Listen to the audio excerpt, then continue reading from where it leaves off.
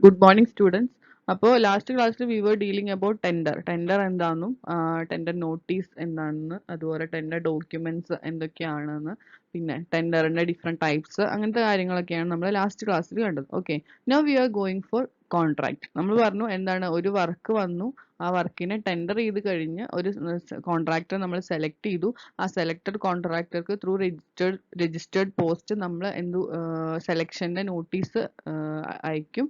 കൂടെ അയാളുടെ അടുത്ത് എഗ്രിമെന്റ് പ്രിപ്പയർ ചെയ്യാൻ കൂടെ പറയും അല്ലെ. അപ്പൊ ആളെ സെലക്ട് ചെയ്തതിന് ശേഷം ഇനി നമ്മൾ നമ്മുടെ ഡിപ്പാർട്ട്മെന്റും കോൺട്രാക്ടറും തമ്മിൽ ഒരു എഗ്രിമെന്റ് വെക്കണം. സോ അതാണ് കോൺട്രാക്ട്. സോ നമ്മൾ ഈ ക്ലാസ്സിൽ കോൺട്രാക്ട് എന്താണ്, അതിന്റെ ടൈപ്സ് ഏതൊക്കെയാണെന്നൊക്കെയാണ് നോക്കാൻ പോകുന്നത്. Okay, contract. A contract is a legally valid written document to do a job or service or supply items at a specified cost based on certain terms and conditions laid down in the contract. എന്താണ് contract എന്ന് പറഞ്ഞാൽ it's a legally valid ആയിട്ടുള്ള ഒരു written document ആണ്.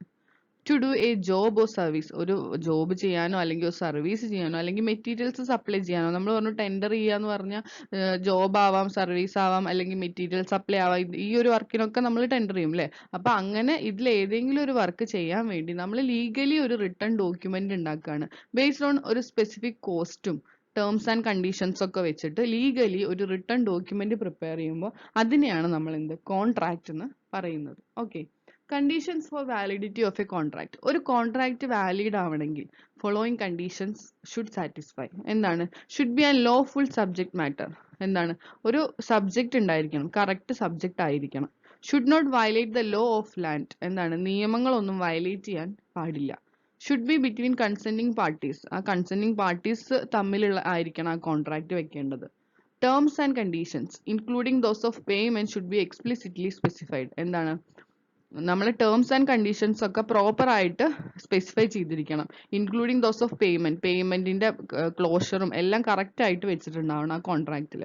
പിന്നെ unrealistic or unachievable condition should not be made as part of the contract. എന്താണ്? Realistic ആയിട്ട് അല്ലാത്ത, അൺറിയലിസ്റ്റിക് ആയിട്ടുള്ള, അതായത് ഒരിക്കലും നടക്കാൻ ചാൻസ് ഇല്ലാത്ത കാര്യങ്ങളൊന്നും നമ്മൾ അതിൽ മെൻഷൻ ചെയ്യാൻ പാടില്ല. അൺഅച്ചീവബിൾ, നമുക്ക് നേടിയെടുക്കാൻ പറ്റാത്ത കാര്യങ്ങളൊന്നും അതിൽ മെൻഷൻ ചെയ്യാൻ പാടില്ല. നമ്മളെ കൊണ്ട് പറ്റുന്ന കാര്യങ്ങളാണ് എപ്പോഴും ഒരു കോൺട്രാക്റ്റിൽ മെൻഷൻ ചെയ്യേണ്ടത്. അത് എന്താണ്? അത് പ്രോപ്പറായിട്ട് നടത്തുകയും വേണം. The contract should be signed between legally valid persons with sound mental conditions. എന്താണ്? പ്രോപ്പർ മെന്റൽ കണ്ടീഷൻ ഉള്ള പേഴ്സൺസ് തമ്മിലാണ് കോൺട്രാക്ട് സൈൻ ചെയ്യേണ്ടത് അല്ലെ. അല്ലാണ്ട് എന്താണ് മെന്റലി അത്ര സ്റ്റേബിൾ അല്ലാത്ത ആളുകൾ തമ്മിൽ കോൺട്രാക്ട് സൈൻ ചെയ്താൽ അത് വാലിഡ് ആയിരിക്കില്ല. അതുപോലെ the contract should be unbiased abiding by the constitution of the country. എന്താ? അൺബയാസ്ഡ് ആയിരിക്കണം. അതായത് ഒരാളെ മാത്രം ഫേവർ ചെയ്യുന്ന രീതിയിലായിരിക്കരുത് ഒരു കോൺട്രാക്ട് നമ്മൾ പ്രിപ്പയർ ചെയ്യേണ്ടത്. ഓക്കെ, അതൊക്കെയാണ് conditions for validity of a contract. ഒരു കോൺട്രാക്ട് വാലിഡ് ആവാനുള്ള കണ്ടീഷൻസ്. ഓക്കെ, സോ എന്താണ് കോൺട്രാക്ട് എന്നും എന്തൊക്കെയാണ് conditions for validity of a contract എന്നുള്ളതാണ് നമ്മളിപ്പോൾ കണ്ടത്. Types of contract. കോൺട്രാക്റ്റിനെ നമുക്ക് 5 രീതിയിൽ ക്ലാസിഫൈ ചെയ്യാം. Item rate contract, percentage contract, cost plus percentage contract, lump sum contract, piece work contract. Okay, അപ്പോൾ നമ്മൾ ഇത് എക്സാമിന് നിങ്ങൾക്ക് ഇതുപോലെ തന്നെ ചോദിക്കാറുണ്ടല്ലോ, ടൈപ്സ് ഓഫ് കോൺട്രാക്ട്, കോൺട്രാക്ടിന്റെ ടൈപ്സ് ഏതൊക്കെയാണ്, അത് എക്സ്പ്ലെയിൻ ചെയ്യാൻ, അതിന്റെ അഡ്വാൻറ്റേജസ് ആൻഡ് ഡിസഡ്വാൻറ്റേജസ് എന്തൊക്കെയാണ്, ആ രീതിയിലൊക്കെ ക്വസ്റ്റ്യൻ ചോദിക്കാറുണ്ട്. അപ്പോൾ ഇറ്റ്സ് ഒരു ഇമ്പോർട്ടൻ്റ് ആയിട്ടുള്ള ടോപ്പിക്കാണ് കേട്ടോ ഈ മൊഡ്യൂളിലുള്ള. ഓക്കെ, അപ്പോൾ നമ്മൾ ഓരോന്നും എന്താണ് ഡീറ്റെയിൽഡ് ആയിട്ട് നോക്കാം. Item rate contract. First one, item rate contract. എന്താണ്? ഇവിടെ contractor has to quote the rate for each item of work. ഒരു വർക്ക് ഉണ്ട്, ആ വർക്കിന്റെ ഓരോ ഐറ്റത്തിനും കോൺട്രാക്ടർ റേറ്റ് കോട്ട് ചെയ്യണം. ഓക്കെ, അതായത് ടോട്ടൽ ഒരു എമൗണ്ട് അല്ല കോട്ട് ചെയ്യേണ്ടത്, ഓരോ ഐറ്റത്തിനും നമ്മൾ റേറ്റ് കോട്ട് ചെയ്യണം. The total amount is worked out by multiplying the rate quoted with the estimated quantity of respective item. എങ്ങനെയാണ് ടോട്ടൽ എമൗണ്ട് കണ്ടുപിടിക്കുക? നമ്മൾ ഓരോ ഐറ്റത്തിനും റേറ്റ് കോട്ട് ചെയ്തിട്ടുണ്ടാവും. ആ റേറ്റ് മൾട്ടിപ്ലൈഡ് ബൈ അതിന്റെ ക്വാണ്ടിറ്റി, എത്ര ക്വാണ്ടിറ്റി ആണെന്നുള്ളത് നമ്മുടെ എസ്റ്റിമേറ്റിൽ ഉണ്ടാവും. അപ്പൊ അങ്ങനെ മൾട്ടിപ്ലൈ ചെയ്തിട്ട് ആഡ് ചെയ്തിട്ടാണ് നമ്മൾ ടോട്ടൽ ആ പ്രൊജക്ടിന്റെ കോസ്റ്റ് എത്രയെന്നുള്ളത് കണ്ടുപിടിക്കുക. Okay, work is awarded to the contractor who has quoted the lowest total amount. Lowest amount quote ചെയ്ത ആൾക്കാണ് നമ്മൾ വർക്ക് അലോട്ട് ചെയ്യുന്നത്. ഓക്കെ, ഈ ഐറ്റം റേറ്റ് കോൺട്രാക്റ്റിൽ യൂഷ്വലി അഡോപ്റ്റഡ് ഇൻ CPWD. CPWDയിലൊക്കെ, സെൻട്രൽ പബ്ലിക് വർക്ക് ഡിപ്പാർട്ട്മെന്റിലൊക്കെ യൂഷ്വലി ഈ ഐറ്റം റേറ്റ് കോൺട്രാക്റ്റ് ആണ് എന്താണ് അഡോപ്റ്റ് ചെയ്തിട്ടുള്ളത്. ഓക്കെ, സോ നമുക്ക് അടുത്ത് നോക്കാനുള്ള ഐറ്റം റേറ്റ് കോൺട്രാക്റ്റിന്റെ അഡ്വാൻറ്റേജസും ഡിസഡ്വാൻറ്റേജസും എന്തൊക്കെയാണ്. അപ്പോൾ അഡ്വാൻറ്റേജ് പറയുകയാണെങ്കിൽ എന്താ, contractor gets a liberty to quote for each item according to his convenience. Hence, there's a very chance to get the work done at the lowest possible rate. എന്താണ്, കോൺട്രാക്ടർക്ക് ഓരോ ഐറ്റത്തിന്റെ rate coat ചെയ്യാനുള്ള സ്വാതന്ത്ര്യമുണ്ട്. അതുകൊണ്ട് തന്നെ നമുക്ക് എന്താ, ഇപ്പോൾ ഒരു കോൺട്രാക്ടർക്ക് ഓരോ ഐറ്റത്തിന്റെയും റേറ്റ് കോട്ട് ചെയ്യുമ്പോൾ എന്താണ്, ഇപ്പൊ ആൾക്ക് പെട്ടെന്ന് അവൈലബിൾ ആയിട്ടുള്ള മെറ്റീരിയൽസ് ഒക്കെ ആണെങ്കിൽ അധികം റേറ്റ് ഇടില്ല, കുറച്ച് റേറ്റ് ഉള്ളൂ അല്ലേ. അതുകൊണ്ട് നമുക്ക് എന്താ, നമുക്ക് നമ്മുടെ വർക്ക് ലോവസ്റ്റ് പോസിബിൾ റേറ്റിൽ ചെയ്ത് കിട്ടാനുള്ള സാധ്യത അവിടെ കൂടുതലാണ്. Hence there is a very chance to get the work done at the lowest possible rate. അതുപോലെ chances of conflicts among contractors will be less. കോൺട്രാക്ടേഴ്സിന്റെ ഇടയിൽ എന്താണ്, കോൺഫ്ലിക്ട്സ് ഉണ്ടാവാനുള്ള സാധ്യത കുറവാണ്. കാരണം ഓരോ ഐറ്റത്തിനുമാണ് കോട്ട് ചെയ്യുന്നത് അല്ലേ. അപ്പൊ അവിടെ ഒരു കൺഫ്യൂഷൻ വരേണ്ട കാര്യമില്ല. പക്ഷെ എന്തൊക്കെയാണ് ഡിസഡ്വാൻറ്റേജസ്, ഐറ്റം റേറ്റ് കോൺട്രാക്റ്റിന്റെ ഡിസഡ്വാൻറ്റേജസ് എന്തൊക്കെയാണ്? When the actual quantities vary from those shown in schedule, the lowest tender need not be always the lowest. എന്താണ്, ഇപ്പൊ ഇവിടെ ഓരോ ഐറ്റത്തിന്റെ റേറ്റ് ആണ് കോട്ട് ചെയ്യുന്നത്, അതിന് നമ്മൾ ക്വാണ്ടിറ്റി വെച്ച് മൾട്ടിപ്ലൈ ചെയ്യുമ്പോഴാണ് ടോട്ടൽ റേറ്റ് കിട്ടുന്നത്. പക്ഷെ നമ്മൾ ഷെഡ്യൂൾ ചെയ്തനുസരിച്ചല്ല എസ്റ്റിമേറ്റ് ചെയ്തപ്പോൾ ക്വാണ്ടിറ്റി കുറച്ച് കൂടുകയോ കുറയുകയോ ഒക്കെ ചെയ്തു എന്ന് വിചാരിക്കുക. അപ്പൊ എന്താ, ടോട്ടൽ എമൗണ്ടിൽ ഡിഫറൻസ് വരും അല്ലെ. അപ്പൊ നമ്മൾ ചിലപ്പോൾ സെലക്ട് ചെയ്ത ടെൻഡർ ആയിരിക്കണം എന്നില്ല എന്ത് ഏറ്റവും ലോവസ്റ്റ് അല്ലെ. ആ ക്വാണ്ടിറ്റിയിൽ ഡിഫറൻസ് വന്നപ്പോൾ ചിലപ്പോൾ എന്താണ്, ലോവസ്റ്റ് ടെൻഡർ നമ്മൾ സെലക്ട് ചെയ്ത ലോവസ്റ്റ് ടെൻഡർ ആയിരിക്കണം എന്നില്ല ലോവസ്റ്റ്. അപ്പൊ അങ്ങനെ ഒരു ഡിസഡ്വാൻറ്റേജ് അവിടെ ഉണ്ട്. അതുപോലെ tender tabulation will be difficult. നമ്മൾ പറഞ്ഞു എന്താണ്, ടെൻഡർ വിളിക്കുന്ന സമയത്ത് നമ്മൾ എല്ലാ ടെൻഡർ ഓപ്പൺ ചെയ്തതിനു ശേഷം ഒരു ടെൻഡർ ടാബുലേഷൻ കോളമൊക്കെ ഉണ്ടാക്കും എന്ന് പറഞ്ഞു. അപ്പൊ അത് ഡിഫിക്കൽട്ട് ആണ്. കാരണം ഓരോ ഐറ്റത്തിന്റെ ഒക്കെ ഇങ്ങനെ ഓരോ കോൺട്രാക്ടറും ഓരോ ഐറ്റത്തിനും റേറ്റ് കോട്ട് ചെയ്തിരിക്കുകയായിരിക്കും. അപ്പൊ നമുക്ക് ഈ ടെൻഡർ ടാബുലേഷൻ പ്രിപ്പയർ ചെയ്യാന്നൊക്കെയുള്ളത് ഡിഫിക്കൽട്ട് ആയിരിക്കും എന്ത്, item rate contract. Okay okay next one ആണ് എന്ത്, percentage contract. First one item rate contract ആയിരുന്നു, പിന്നെ പെർസെൻറ്റേജ് കോൺട്രാക്ട്. ഈ പെർസെൻറ്റേജ് കോൺട്രാക്റ്റിൽ here the contractor is given 3 options. 3 രീതിയിൽ വർക്ക് ചെയ്തു കൊടുക്കാം. എങ്ങനെ, either to carry out the work in departmental റേറ്റിൽ ചെയ്തു കൊടുക്കാം, or at certain percentage below departmental rate, അല്ലെങ്കിൽ certain percentage above departmental rate. Okay, അങ്ങനെ ആ പെർസെൻറ്റേജ് നമ്മൾ ക്ലെയിം ചെയ്യുമ്പോൾ the percentage claimed above or below departmental rate is applicable to എല്ലാ ഐറ്റത്തിനും, ഓൾ ദ ഐറ്റംസിന് അത് ബാധകമാണ്. Okay, here the lowest tender will always be the lowest even if the quantity vary. അപ്പൊ നമ്മൾ ഐറ്റം റേറ്റിന്റെ ഡിസഡ്വാൻറ്റേജ് ആണ് അത് പറഞ്ഞത് അല്ലെ. എന്താണ്, ലോവസ്റ്റ് ടെൻഡർ എപ്പോഴും ലോവസ്റ്റ് ആവണം എന്നില്ല. കാരണം ക്വാണ്ടിറ്റി വേരി ചെയ്യുമ്പോൾ അത് വേരി ചെയ്യും. കാരണം അത് ഓരോ ഐറ്റത്തിനാണ് ക്ലെയിം ചെയ്യുന്നത് അല്ലെ. പക്ഷെ ഇവിടെ എന്താണ്, lowest tender will always be the lowest even if the quantity vary ചെയ്താലും എന്താണ്, ലോവസ്റ്റ് ടെൻഡർ തന്നെയായിരിക്കും എപ്പോഴും ലോവസ്റ്റ് ആയിട്ടുള്ളത്. Contract also protects the owner from price escalation. എന്താണ്,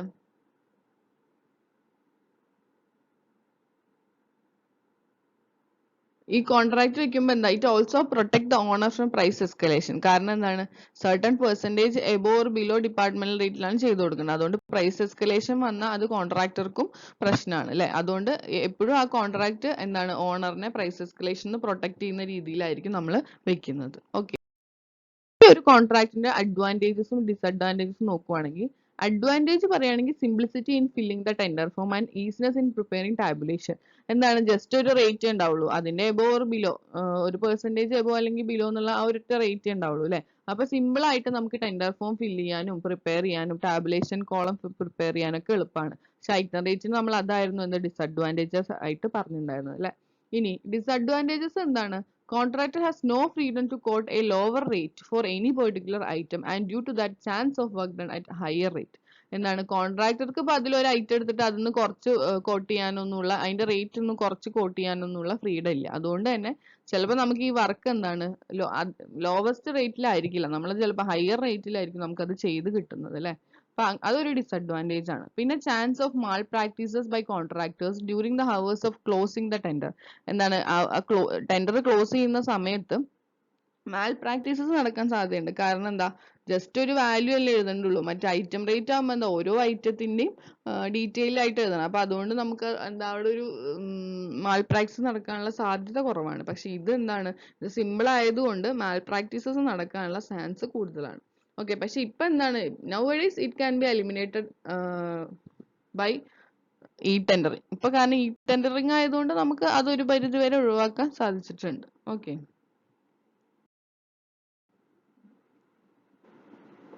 അടുത്താണ് cost plus percentage contract. So first item rate പറഞ്ഞു, പിന്നെ percentage contract പറഞ്ഞു, ഇനി cost plus percentage contract. Here the contractor claims A certain percentage of profit above the actual cost of construction. എന്താണ് ഇവിടെ contractor നമ്മുടെ actual cost of construction കൂടാതെ അതിന്റെ certain percentage profit ആയിട്ടും കൂടെ ക്ലെയിം ചെയ്യും അല്ലെ. Contractor will produce the actual bills and will claim the profit percentage based on total cost of such bills of material and labour.